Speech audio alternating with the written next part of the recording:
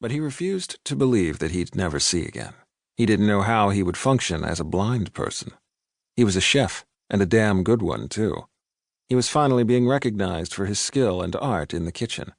He'd just accepted a one-in-a-million opportunity to go to Paris and work shoulder to shoulder with his idol, only to have it all stripped away in a matter of minutes.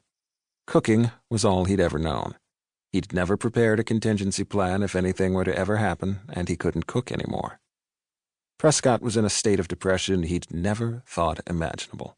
His doctors gave specific instructions for him to continue physical therapy and enroll in a school for the blind. He did neither. He went home, closed himself in his bedroom, and sealed the dark drapes. He was nobody now. Chapter 2.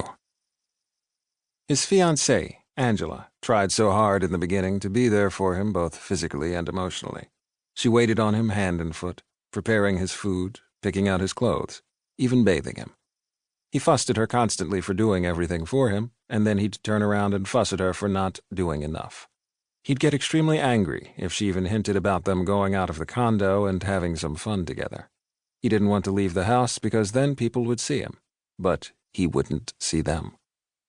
He hadn't cooked in months, despite her persistence. Whenever she'd mention the school or counseling for his depression, he'd yell at her. She finally had enough and called on both of their parents to come and help her. Press was asleep in bed when he heard his mother come barging through the door, cursing up a storm. "Get your ass out of the bed this instant, Prescott Montgomery Vaughan, or so help me God, I will kick the shit out of you, blind or not." She yelled so loud she could have woken the dead. "Mom, get out of here," he groaned weakly. "Right the hell now, get up or else," she screeched as she ripped the covers off him. "Mom, cut it out." Prescott rose up in the bed. He turned his head in the direction of the crazy woman in his bedroom and tried to put a hard scowl on his face. Press kept his eyes closed tight. He never wanted to open them again, knowing that would be useless. "Or else what, Mom? What are you going to do, huh?" He flopped back down lazily on the bed. "I'm going to call Pop and tell him you're acting insane. He wouldn't stand for this," Press threatened angrily. "Sure, have it your way," she replied casually. That's right, just leave. Press thought maybe his mom was losing her mind. She was nothing like this in the hospital. All she could do was whine, sniffle, and coo at her poor sightless baby. Now here she was acting like a goddamn drill sergeant. What the hell? Press lay there for a couple more minutes before he felt a blast of freezing cold water hit him in his chest. "Ah, shit!" he screamed, right before another gush of cold water hit him dead in his face. He coughed and sprayed water out of his mouth. "Jesus Christ, Mom, what the hell are you—" Another violent splash to the side of his face abruptly cut off his yelling. All right, damn it! Just stop, I'm getting up." He threw his hands up in surrender. "Better. Now get up and go to the bathroom and clean yourself up. You smell horrible. Everything is in the bathroom already set out for you, including some clothes. After you're done, I want you to come into the kitchen. I'll be waiting." His mother sounded completely composed, as if they were discussing the weather and she hadn't just waterboarded him. "Tell Angela to come and help me get into the bathroom," he hissed angrily at his mother.